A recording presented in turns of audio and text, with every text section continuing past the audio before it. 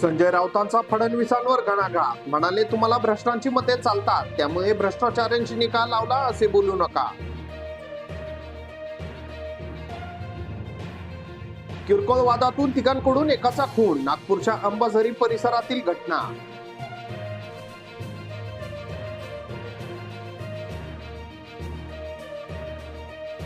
पुण्यात AI संचलित CCTV कॅमेऱ्यांची नजर. गुन्हेगार दिसला की पोलिसांना मिळणार अलर्ट.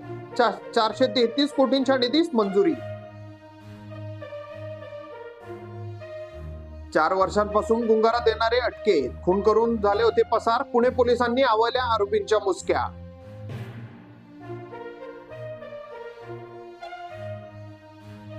समाज आणि राजकारण कळतं तेवढी मला अक्कल आहे. ओबीसी आंदोलनाचा करता करविता कोण आहे? सर्वश्रुत मनोज जरांगेंचा भुजबळांवर घणाघात.